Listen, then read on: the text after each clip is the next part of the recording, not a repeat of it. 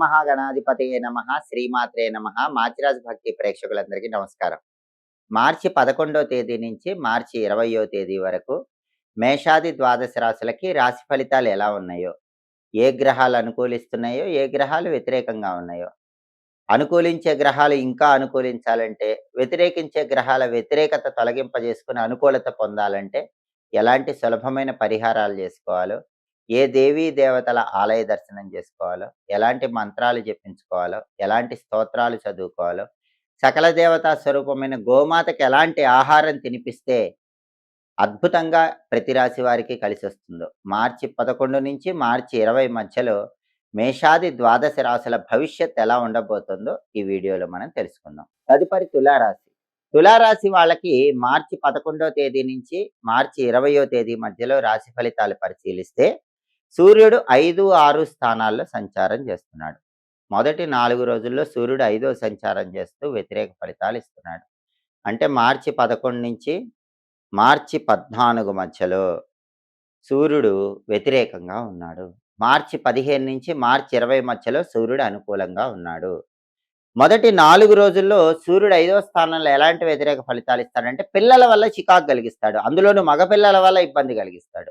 తులారాశి వాళ్ళు ఎవరికైనా మగపిల్లలు ఉంటే వాళ్ళ వల్ల ఏదో ఒక చిక్కులు, చికాకులు, వాళ్ళ మొండితనం వల్ల సమస్యలు ఇలాంటివి మొదటి 4 రోజుల్లో 11, 12, 13, 14 తేదీల్లో తులారాశి వాళ్ళకి కనిపిస్తూ ఉంటాయి. అలాగే ఆఫీస్ టెన్షన్స్, ఆఫీస్ పాలిటిక్స్, ఆఫీస్‌లో ఒత్తిడి, బాస్ ఇబ్బంది పెట్టడము, కొలీగ్స్ వల్ల చికాకులు ఇవన్నీ కూడా మొదటి 4 రోజుల్లో కనిపిస్తాయి. పాలిటిక్స్‌లో కూడా కొన్ని టెన్షన్స్ ఉంటాయి. తండ్రి వైపు బంధువుల వల్ల కూడా సమస్యలుంటాయి. ఇవన్నీ ఎప్పటి వరకు ఉంటాయంటే 11వ తేదీ నుంచి 14వ తేదీ వరకు ఉంటాయి. కానీ 15వ తేదీ నుంచి సూర్యుడు 6వ స్థానంలోకొస్తాడు. చాలా అద్భుతంగా 6 రోజులు ఉంటాయి. మార్చి 15 నుంచి మార్చి 20 మధ్యలో సూర్యుడు 6వ స్థానంలో ఉండటం వల్ల ఒక్కసారిగా ఆఫీసులో అందరూ మీ హార్డ్ వర్క్ రికగ్నైజ్ చేస్తారు. మీ కష్టానికి తగిన ప్రతిఫలం లభిస్తుంది. బాస్ మీకు అనుకూలంగా మారిపోతాడు. మీకు ఫేవరబుల్ రిజల్ట్స్ ఇస్తూ ఉంటాడు. ప్రమోషన్ ప్రయత్నాలు అనుకూలిస్తాయి. కొలీగ్స్ మీకు అనుకూలంగా ఉంటారు. పాలిటిక్స్‌లో చక్రం తిప్పుతారు. అగ్రికల్చర్‌లో లాభాలొస్తాయి. తండ్రి వైపు బంధువుల సపోర్ట్ ఉంటుంది. తండ్రి యొక్క సహాయ సహకారాలు లభిస్తాయి. ఈ ప్రయోజనాలన్నీ పొందడంతో పాటుగా ఆరోగ్య సమస్యలు మబ్బులు వీడిపోయినట్లు వీడిపోతాయి. బ్రహ్మాండమైనటువంటి ఆరోగ్య ప్రాప్తిని కూడా అందిపుచ్చుకోగలుగుతారు. ఇవన్నీ కూడా మార్చి 15వ తేదీ నుంచి మార్చి 20 మధ్యలో ఉంటాయి. కానీ మార్చి 11 నుంచి మార్చి 14 మొదటి 4 రోజుల్లో మాత్రం సూర్యుడి బలం లేదు కాబట్టి ఆ సమయంలో నానబెట్టిన గోధుమలు బెల్లంతో కలిపి ఆవుకు పెట్టాలి. కేజింబావు గోధుమలు ఎర్ర వస్త్రంలో మూటగట్టి బ్రాహ్మణుడికి దానం ఇవ్వాలి. అలాగే సూర్యుడికి అధిష్టాన దైవం విష్ణుమూర్తి కాబట్టి ఓం నమో భగవతే విష్ణవే అనే మంత్రం రోజు 21 సార్లు చదువుకోండి. సమయం ఉంటే విష్ణు సహస్రనామ స్తోత్రం వినండి. అప్పుడు మొదటి 4 రోజుల్లో సూర్యుడిచ్చే వ్యతిరేక ఫలితాలు పోగొట్టుకొని అనుకూల ఫలితాలు పొందవచ్చు. మిగిలిన 6 రోజులు మాత్రం సూర్యుడి బలం అద్భుతంగా ఉంది కాబట్టి ఈ రకమైన ప్రయోజనాలన్నీ లభిస్తాయి. అలాగే బుధుడు తులారాశి వాళ్ళకి 5వ స్థానంలో వ్యతిరేక ఫలితాలు ఇస్తున్నాడు. బుధుడి బలం లేదు. కాబట్టి తులారాశి విద్యార్థులు బాగా హార్డ్ వర్క్ చేయాలి. హార్డ్ వర్క్ చేస్తేనే ర్యాంకులు వచ్చే అవకాశం ఉంది. తులారాశి నిరుద్యోగులు కూడా ఇంటర్వ్యూకి బాగా ప్రిపేర్ అయ్యి వెళ్ళాలి. ప్రిపేర్ అవ్వకుండా వెళితే క్వాలిఫికేషన్‌కి తగిన జాబ్ రాదు. బాగా ప్రిపేర్ అయ్యి వెళ్తేనే లాస్ట్ రౌండ్‌లో గ్రూప్ డిస్కషన్‌లో త్రూ అయ్యి మంచి జాబు, మంచి ప్యాకేజ్‌తో వచ్చే అవకాశం ఉంటుంది. తులారాశి వ్యాపారస్తులకు కూడా అంత గొప్పగా వ్యాపారం ఏమి ఉండదు. తెలివితేటలతో ముందుకు తీసుకువెళ్ళాలి. కొంచెం తక్కువగానే లాభాలు కనిపిస్తూ ఉంటాయి. విద్యారంగం, వ్యాపార రంగంకు నిరుద్యోగులకి బుధుడి బలం లేదు కాబట్టి తులారాశి వాళ్ళకి సాధారణ ఫలితాలు కనిపిస్తున్నాయి. బలం పెరగాలంటే ఓం గ్లౌం గణపతయే నమః అనే మంత్రాన్ని రోజు 21 సార్లు చదువుకోవాలి. సంకటనాశక గణేష స్తోత్రం చాంటింగ్ వినాలి. అప్పుడు బుధుడి బలం కూడా పెరుగుతుంది. అప్పుడు బుధుడిచ్చే వ్యతిరేక ఫలితాలు తగ్గిపోయి అనుకూల ఫలితాలు పొందవచ్చు. అదేవిధంగా కుజుడు 5వ స్థానంలో వ్యతిరేకంగా ఉన్నాడు.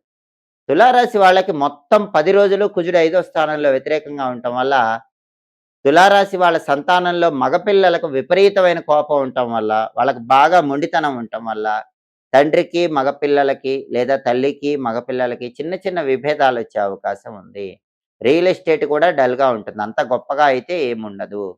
అలాగే ప్రాపర్టీస్ కొనాలన్నా, ప్రాపర్టీస్ అమ్మాలన్నా పెద్దగా బలం లేదు. బ్యాంక్ లోన్ శాంక్షన్ కావటం ఆలస్యం అవుతూ ఉంటుంది. సోదరులతో ఏవైనా చిన్న చిన్న విభేదాభిప్రాయాలు కూడా ఉండే అవకాశం ఉంది. 5వ స్థానంలో కుజుడి సంచారం అనేది ఈ రకమైన ఫలితాలను ఇస్తుంది కాబట్టి ఈ కుజుడిచ్చే వ్యతిరేక ఫలితాలు పోవాలంటే కందులు నానబెట్టి బెల్లంతో కలిపి ఆవుకు పెట్టాలి. కేజింబావు కందులు ఎర్ర వస్త్రంలో మూటగట్టి బ్రాహ్మణుడికి దానం ఇవ్వాలి. సుబ్రహ్మణ్య స్వామికి సంబంధించిన సుబ్రహ్మణ్య కరావలంబ స్తోత్రం వినాలి.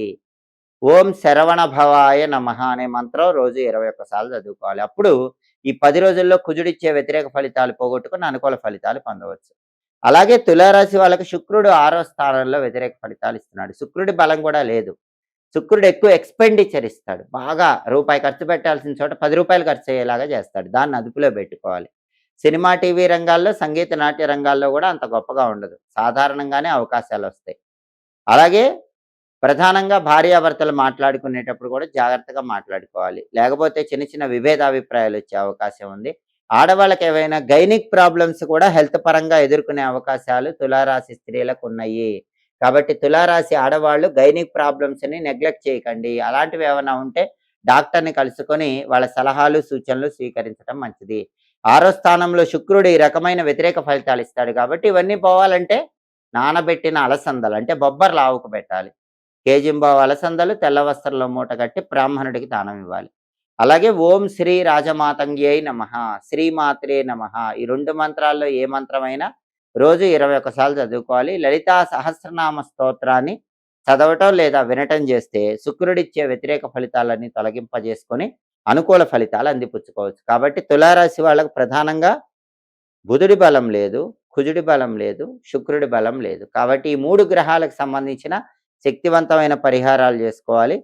సూర్యుడు మాత్రం మొదటి 4 రోజుల్లో బాలేకపోయినప్పటికీ తర్వాత 6 రోజులు అనుకూలమైనటువంటి ఫలితాలనే అందించాడు కాబట్టి తులారాశి వాళ్ళు మిగిలిన 3 గ్రహాలకు పరిహారాలు చేసుకుంటే ఈ 10 రోజుల్లో కూడా వ్యతిరేక ఫలితాల నుంచి బయటపడి సంపూర్ణంగా అనుకూల ఫలితాలు సిద్ధింపజేసుకోవచ్చు. పరాభవనామ సంవత్సర ఉగాది నుంచి ద్వాదశ రాశుల వారికి సంపూర్ణంగా లక్ష్మీ కటాక్షం కలగాలంటే సంవత్సరం అంతా లక్ష్మీదేవి యోగించాలంటే కొన్ని ప్రత్యేకమైన విధి విధానాలు పాటించాలి. లక్ష్మీ కటాక్షం కలగాలని భావించే వాళ్ళందరూ కూడా ప్రతిరోజు ఇంట్లో దీపారాధన చేసేటప్పుడు మీరు నువ్వుల నూనెతో దీపారాధన చేసినా సరే కనీసం ఒక్క చొక్క ఆవు నెయ్యి వేసి దీపం పెట్టండి. ఆవు నెయ్యితో దీపం పెడితే లక్ష్మీ కటాక్షం తొందరగా కలుగుతుంది. అలాగే చాలామందికి కుటుంబంలో విభేదాభిప్రాయాలు ఎక్కువగా ఉంటాయి. కుటుంబ సభ్యుల మధ్య విభేదాభిప్రాయాలు తొలగింపజేసుకోవాలంటే 2 తేనె చుక్కలు దీపారాధన కుందిలో వేసి దీపాన్ని వెలిగించండి. అలా చేయటం ద్వారా కుటుంబంలో ఎలాంటి విభేదాభిప్రాయాలున్నా ఆ విభేదాభిప్రాయాల నుంచి సులభంగా బయటపడవచ్చు. అలాగే లక్ష్మీ కటాక్షం కలగాలంటే ఇంట్లో ఆడవాళ్ళు తప్పకుండా కొన్ని నియమాలు పాటించండి. వాటిలో ముఖ్యమైనది ఏంటంటే ఇంట్లో ఆహారం వ్యర్థం కాకూడదు. ఏ ఇంట్లో అయితే వండిన అన్నం కానీ పదార్థాలు కానీ వ్యర్థమైపోతూ ఉంటాయో ఆ ఇంట్లో లక్ష్మీదేవి నిలబడదు. సాధ్యమైనంత వరకు ఆహారం వ్యర్థం కాకుండా చూసుకోండి. అలాగే ఇంట్లో దంపతుల మధ్య గొడవలు ఎక్కువగా ఉంటే లక్ష్మీదేవి ఇంట్లోంచి బయటికి వెళ్ళిపోతుంది. దరిద్ర దేవత ఇంట్లోకి ప్రవేశిస్తుంది. ఒకవేళ ఏ ఇంట్లోనైనా తరచుగా గొడవలు అవుతూ ఉన్నట్లయితే ఆ ఇంట్లో లక్ష్మి నిలబడలేదు, దరిద్ర దేవత ప్రవేశించిందని మనం అర్థం చేసుకోవాలి. అటువంటప్పుడు ఏం చేయాలంటే సంధ్యాదీపాన్ని వెలిగించాలి. ఏ గృహంలో అయితే సాయంకాలం పూట ఇంటి ఇల్లాలు సంధ్యాదీపం పెడుతుందో ఆ ఇంట్లో కుటుంబ కలహాలు ఉండవు, దరిద్ర దేవత వెళ్ళిపోతుంది, లక్ష్మి ఇంట్లో నిలబడుతుంది. సంధ్యాదీపం వెలిగించటానికి స్నానం చేయాల్సిన అవసరం లేదు. కాళ్ళు చేతులు కడుక్కొని మొహం కడుక్కొని పూజ గదిలో ఇంటి ఇల్లాలు ఆవు నెయ్యితో కానీ నువ్వుల నూనెతో కానీ సంధ్యాదీపాన్ని వెలిగించాలి. ఆ తర్వాత గుమ్మానికి ఇరువైపులా మట్టి ప్రమిదల్లో దీపాలు వెలిగిస్తే కూడా ఉత్తమ ఫలితాలు కలుగుతాయి. గుమ్మానికి ఇరువైపులా వెలిగించకపోయినా పూజ గదిలో మాత్రం సంధ్యాదీపాన్ని ఆడవాళ్ళు తప్పకుండా వెలిగించాలి. అలాగే ఇంట్లో పళ్ళు కుళ్ళిపోకుండా చూసుకోవాలి. పళ్ళు కుళ్ళిపోతే ఆ ఇంట్లో లక్ష్మి నిలబడదు. అలాగే లక్ష్మీ కటాక్షం కలగాలంటే రోజు స్నానం చేసిన తర్వాతే వంట వండాలి. ఆడవాళ్ళు స్నానం చేసిన తర్వాత వంట వండితే ఆ ఇంట్లో లక్ష్మీ కటాక్షం తొందరగా కలుగుతుంది. అలాగే వంట వండేటప్పుడు కూడా గ్యాస్ స్టవ్ దగ్గర ముగ్గు వేసి వంట ప్రారంభించండి. 2 అడ్డు గీతలు 2 నిలువు గీతలతో గ్యాస్ స్టవ్ దగ్గర ఒక ముగ్గు వేయండి. గ్యాస్ స్టవ్కు పసుపు రాసి కుంకుమ బొట్లు పెట్టండి. ఆ తర్వాత గ్యాస్ స్టవ్ వెలిగించండి. గ్యాస్ స్టవ్ వెలిగించగానే ఓం బ్రహ్మణే నమః అని 11 సార్లు అనుకొని గ్యాస్ స్టవ్ వెలిగించినట్లయితే ఆ ఇంట్లో లక్ష్మీదేవి నిలబడుతుంది. అలాగే లక్ష్మీ కటాక్షం ఇంట్లో ఉండాలంటే ఆడవాళ్ళు తప్పకుండా ఉదయం నిద్ర లేచిన తర్వాత గడప మీద 2 పాల చుక్కలు వేయాలి. అలాగే ప్రతి పౌర్ణమికి రాత్రి పూట ఇంటి ముందు అష్టదళ పద్మ ముగ్గు 8 దళాలున్న పద్మ ముగ్గు వేసి నిద్రించండి. పౌర్ణమి రోజు రాత్రి పూట ఇంటి గుమ్మం ముందు ముగ్గు ఉంటే గూడా లక్ష్మీదేవి సంపూర్ణమైన అనుగ్రహాన్ని కలిగింపజేస్తుంది. అలాగే రాత్రి పూట పూజ గదిలో వెలుతురు ఉండేలాగా చూసుకోవాలి. రాత్రంతా పూజ గదిలో దీపం వెలిగితే చాలా మంచిది. అలా దీపం వెలగటం వీలు కాకపోతే కనీసం ఒక చిన్న నైట్ బల్బ్ అయినా రాత్రంతా పూజ గదిలో వెలుగుతూ ఉండేలాగా చూడాలి. ఆడవాళ్ళు నిద్రపోయే ముందు కూడా చేతికున్న గాజులు తీయకూడదు. చెవి కమ్మలు తీయకూడదు. ఈ నియమాలు పాటిస్తేనే ఆ ఇంట్లో లక్ష్మీదేవి నిలబడుతుంది. అలాగే ఆడవాళ్ళు బంగారు గాజులు ధరించినా సరే మట్టి గాజులు తప్పకుండా ధరించాలి. మట్టి గాజులు ధరిస్తేనే సంపూర్ణంగా లక్ష్మీదేవి అనుగ్రహానికి సులభంగా పాత్రలు కావచ్చు. అలాగే అతిథులను ఆదరించాలి. గృహంలో వృద్ధులను ఆదరించాలి. ఏ ఇంట్లో అయితే వృద్ధులను తిడతారో, వృద్ధులను గౌరవించరో ఆ ఇంట్లో లక్ష్మి నిలబడదు. పెద్దవారిని తాతలను, బామ్మలను వీళ్ళని గౌరవించటం, వాళ్ళకి కావలసిన సేవలు చేయటం చేస్తే దరిద్ర దేవత నిలబడదు. లక్ష్మీదేవి అలాంటి గృహంలో నివసిస్తుంది. కాబట్టి ఈ ప్రత్యేకమైన విధి విధానాలు పాటించండి. తులసి మొక్క అందరూ కూడా ఇంటి ఆవరణలో పెంచుకోండి. తులసికి ఆనవాయితీ అనే సంబంధం లేదు. చాలామంది మాకు తులసి మొక్క ఆనవాయితీ లేదంటారు. అలా ఏం ఉండదు. ఖచ్చితంగా ఇంటి ఆవరణలో బయట వైపు తులసి మొక్క పెంచుకోండి. దానివల్ల సంపూర్ణంగా లక్ష్మీదేవి అనుగ్రహిస్తుంది. ఒకవేళ మీకు ఆనవాయితీ లేకపోయినా ఇప్పటి నుంచి తులసి మొక్కను ఇంటి ఆవరణలో పెట్టుకోవటం, వీలైనప్పుడల్లా సాయంకాలం పూట తులసి కోట దగ్గర దీపం పెట్టుకోవటం, అలాగే తులసి కోటకు ప్రదక్షిణలు చేయటం చేసుకున్నట్లయితే దానివల్ల శ్రీ మహాలక్ష్మీదేవి ఇంట్లో నిలబడుతుంది. పరాభవ నామ సంవత్సర ఉగాది నుంచి అందరూ కూడా లక్ష్మీ కటాక్షం కలగటానికి ఈ విధి విధానాలు పాటించండి. సంవత్సరం అంతా ఆర్థికంగా మంచి పురోభివృద్ధిని అందిపుచ్చుకోండి. ఎప్పటికప్పుడు దినఫలాలు, మాస ఫలాలు, సంవత్సర ఫలితాలు, అలాగే గ్రహాల సంచారంలో వచ్చే మార్పును బట్టి ఫలితాలు, ఇవన్నీ తెలుసుకోవాలంటే మాచిరాజు భక్తి ఛానల్ తప్పకుండా చూడండి. మా వీడియోస్ మీకు నచ్చినట్లయితే మా ఛానల్ లైక్ చేయండి, కామెంట్ చేయండి. మా ఛానల్ వీడియోస్ 10 మంది మిత్రులకు షేర్ చేయండి. మా ఛానల్ సబ్స్క్రైబ్ చేసుకోండి. పక్కనున్న బెల్ సింబల్ నొక్కటం మాత్రం మర్చిపోకండి. సర్వే జనాః సుఖినో భవంతు. స్వస్తి.